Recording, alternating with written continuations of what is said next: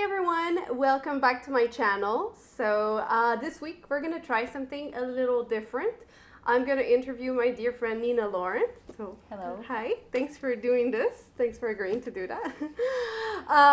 She wrote two books, Girl Last Seen, which came out in June 2017, What My Sister Knew, which came out last year, and her third book, The Starter Wife. This is an advanced copy that I'm very lucky to have. Is coming out on June 11th this year. So I figured we should sit down and have a little talk about her work, the creative process, writing, thrillers, everything in between. And hopefully you will discover a great new author and you're going to fall in love with her work like I've already done.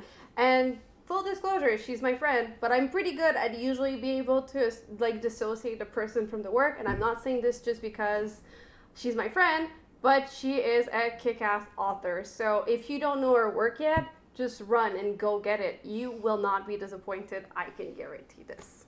So now, without further ado, let's begin. So thank you so much for agreeing to answer my questions. I'm happy to be here. Your third book, The Starter Wife, which is this one, is coming out in June. So what can you tell us about it?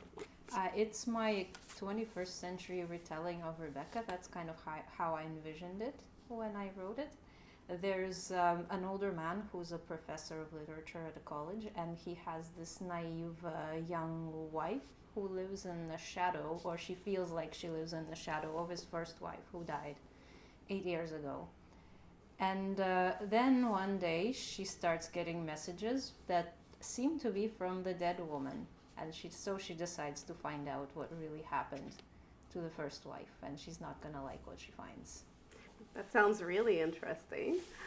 I'm intrigued by the idea that you said it's sort of a modern retelling of Rebecca. Is there anything particular about that that inspires you? Like, are you a big fan of it, or?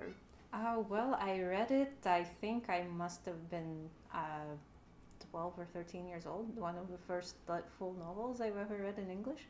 So, it made an impression on me in the sense that it's not scary. Like, you can't have jump scares with a book, but it instills in you this sort of feeling of deep existential dread. And from that day onward, it's a thing that I look for in a book.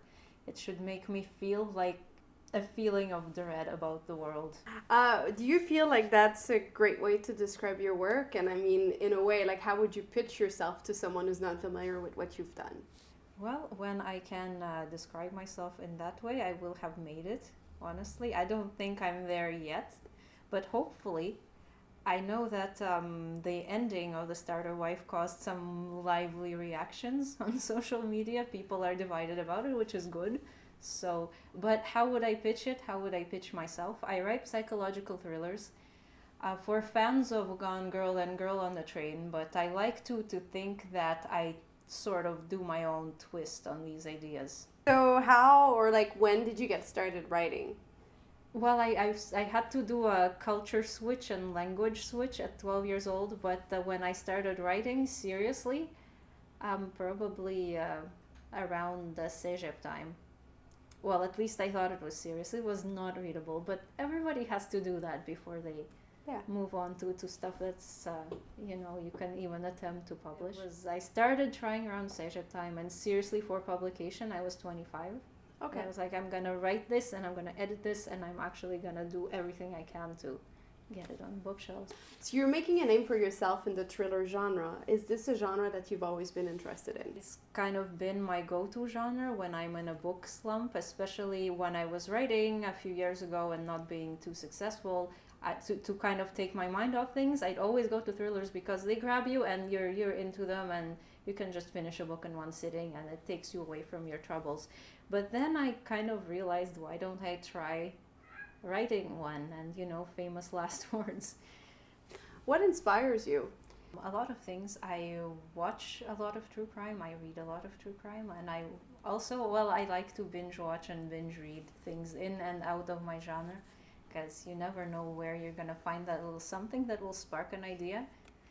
And once it's sparked, you can kind of make pretty much anything your own, and I take elements of things and I rework them and I make something completely new out of them. And that's why I think it's really important to vary what you read and what you watch, because if you only read the buzzy stuff that everybody else is reading, you're never going to write anything original or new. So when you're in the process of figuring out what to write, like, how do you know when you found the story? Like, the one thing that, like, you know, is there something, like, a click that goes off in your head? Like, how do you know it's like, this is the story I'm going to be writing? Oh yeah, there's a moment, and it's especially annoying to other people because I start to think about it when I'm not supposed to be thinking about, like when I'm on vacation, or I was watching a concert one time and my mind was not on the concert. It was on that thing that was the story, and I kept fleshing it out with details instead of, you know, living in the moment and paying attention to what's in front of me. So it can definitely be annoying for people around me. But that's when I know, like, well, I can't wait to get back to my laptop and write it down. That's when I know that's the idea. By the way, one thing, just because that I feel like, oh my god, I have to write this now, that does not mean that it will be A, any good, or B, that it will sell. Disclaimer. No, for sure. But I think it's great to have that, like, moment of falling in love with what you're working on. Because I know personally as a creator, that's something that's usually what I'm striving for. Like, what I want to feel is that kind of crazy obsession, you know, for something, you know. So I know it is. Feeling. It really is. There's nothing worse than, like, forcing yourself to try to work on something that you're just not passionate about. Yeah, I know. Well, sometimes you just have to say screw it to the market and you have to write what you love. Definitely. Yeah. You work within the thriller genre, and you mentioned earlier you have an interest in true crime, and these are obviously genres where there's a lot of details involved, and you mentioned yourself how there's a lot of plotting that goes on in crafting a thriller story. So I can imagine there's a lot of research, and it's a fairly, like, complex process. I was wondering, like, so do you have any funny story or anecdote, or, like, what's the weirdest thing you've ever had to research, or something where, like, you had a moment where you're like, wait, why am I searching for this? Or, like, oh my god. Yeah, well, it was actually researching this book, The Starter Wife. I got pretty into the researching stuff about how to effectively stalk people. So that is now things that I know. Nice. So, and I was, at one point, I thought not so much why am I researching this, but is somebody about to ring the doorbell? Yeah, that's definitely a feeling I can relate to. Like, I've often have when I'm working on the script, often have that feeling that I'm like, I'm probably getting flagged in a database somewhere. Like, you know, so. I definitely got flagged in a database somewhere. Yeah. By the way, NSA, whatever, I am not. It was for a book, honestly. Thriller is a genre that is very commonly enjoyed by women. Like, I don't want to, like, generalize things, but a lot of the readership, from what I know, is women. It also very often has female protagonists, like strong female protagonists or a strong female villain.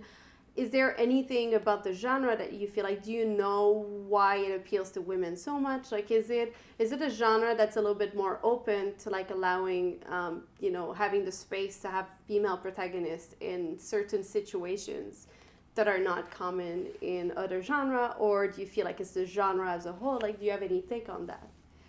Well, first, I think that's a relatively new phenomenon. I mean, it's always been something that women read. Yeah. For many, many decades that it's existed.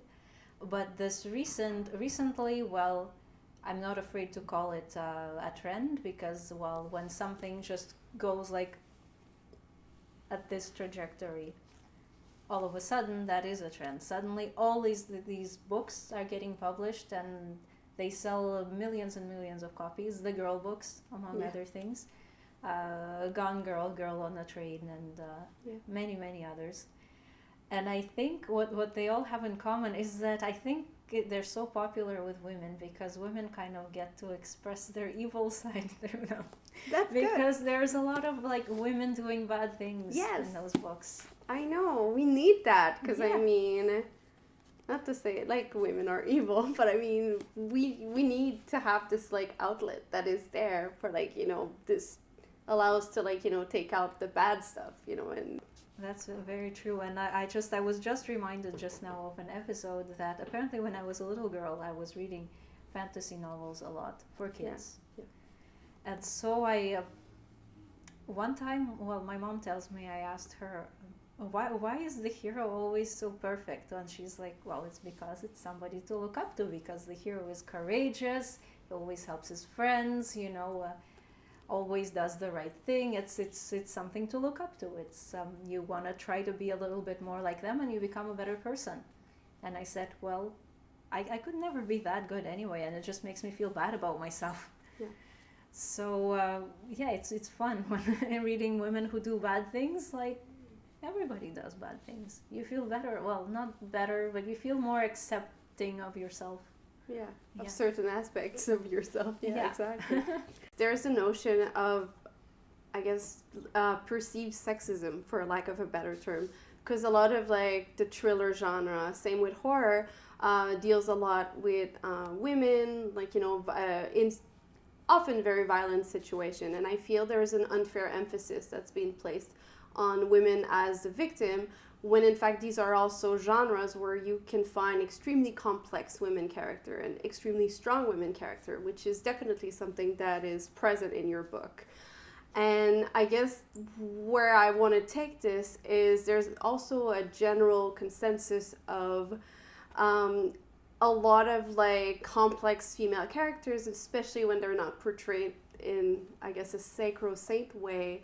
They're often like labeled as being unlikable characters, and there's a lot of criticism against that. And like people use this as a way to, I guess, as a barrier in terms of like, you know, they say they cannot identify because the character is unlikable, when a lot of the time I find like these characters are just written in a more complex way because they're not like glossed over like they would be in other genre. So I guess what's your take on this whole idea of like unlikable character or like complex character being wrongfully thought of as being impossible to identify with? Well, first of all, I wanted to say that the whole thrillers are sexist thing, I think it's really, people who say that are really kind of disingenuous.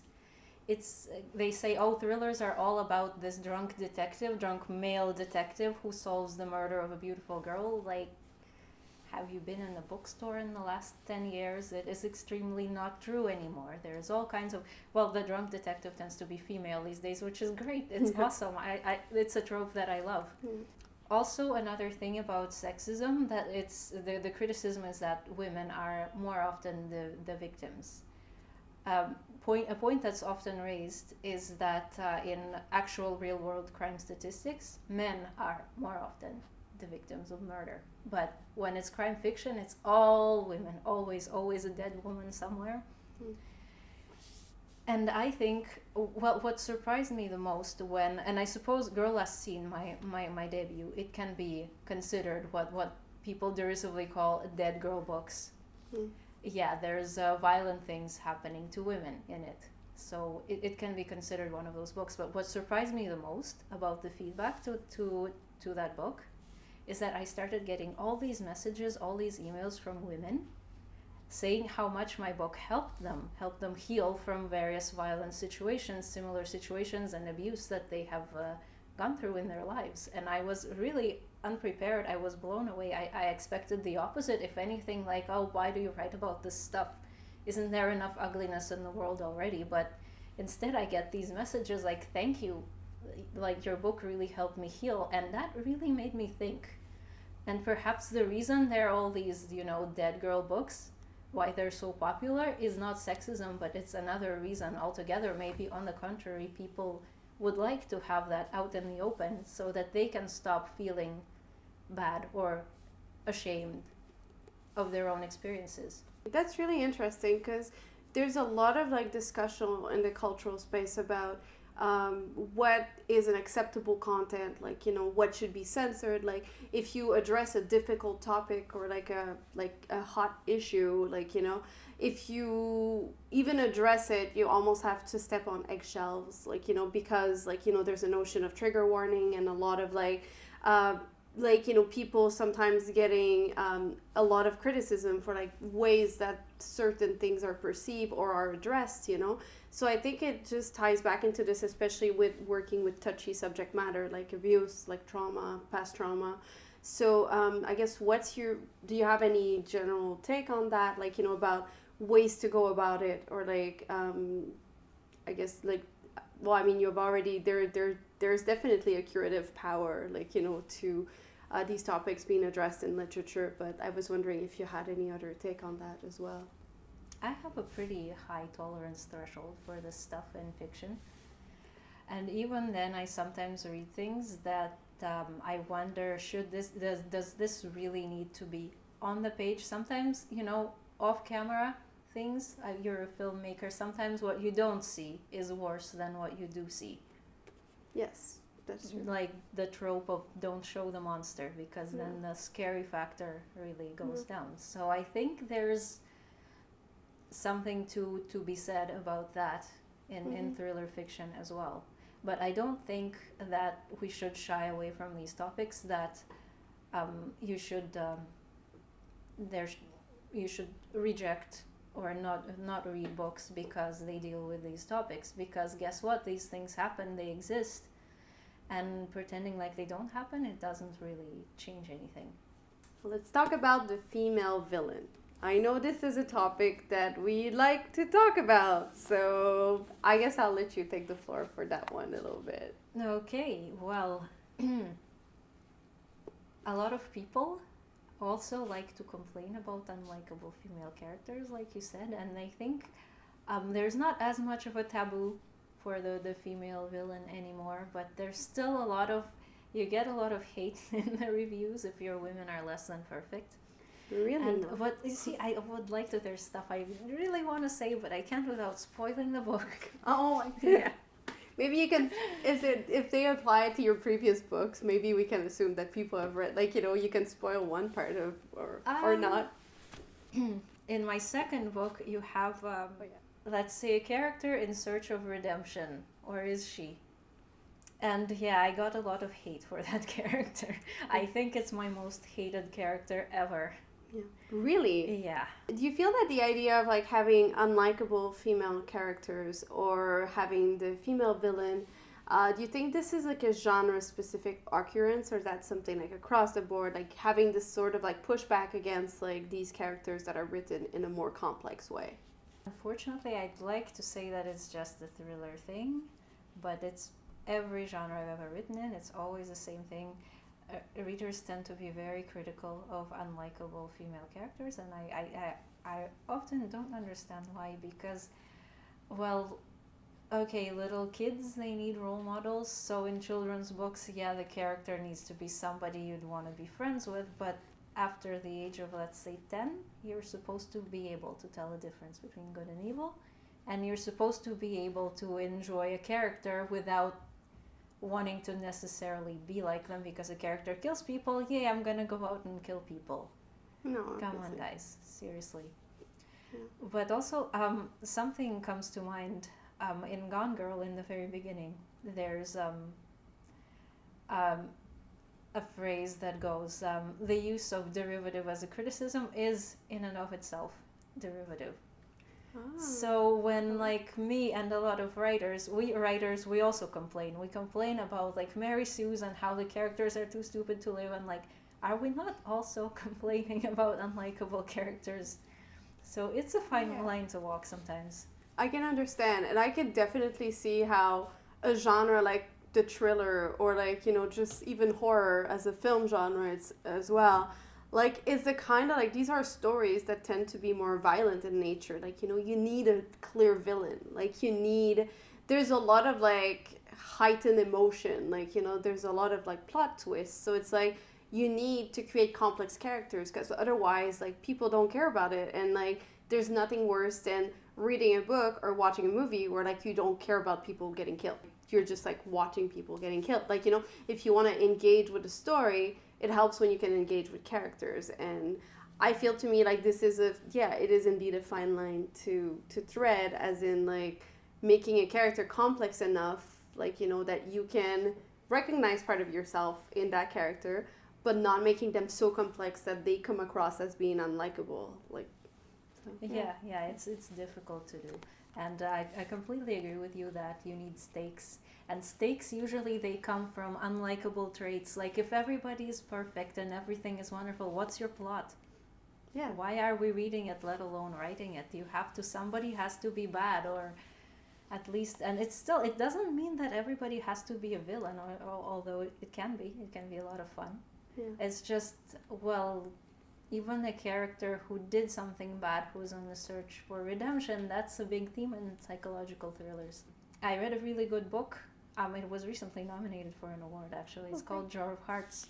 Okay. And there, the writer, Jennifer Hillier, she makes you care about this super unlikable, arguably very evil character, inspired by Karla Homolka, by the way. Wow. So it's really a feat. That book is a feat. I recommend it highly. Okay, I'm gonna check it out definitely. So now we're gonna do the lightning round. I'm gonna ask you a few questions, and you tell me first thing that comes to mind. Could be the latest, your latest favorite, whatever comes to mind.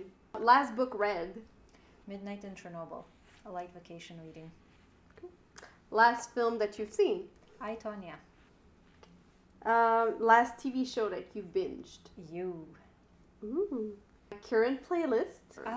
It's actually the soundtrack for Broadchurch. Favorite place to write. Outside. At the little table, amongst flowers. Soon there will be flowers. Yes. Yeah. And your favorite place to read. By the pool. What do you do in the winter? Armchair. That concludes our interview. Thank you so much once again for agreeing to do this. Thank you. It was lovely. Yeah. Hopefully we're going to get you a few more readers. Thank you again for tuning in to this first interview of my channel. Hopefully you liked it. If you did, please let me know in the comment below. And please go check out Nina's book. These two are already available in bookstore. And The Starter Wife, her third book, is coming out on June 11th. And they are worth the read. They're worth every penny. I cannot recommend them enough. And I'm not saying this because she's my friend. Like, we all know that when I like something, I like something. And I love those. So please check them out. And if you haven't already done so, please subscribe to my channel. And make sure to click that little bell so that you get notified when more videos come up. So thank you for joining in. And I'll see you next week. Bye.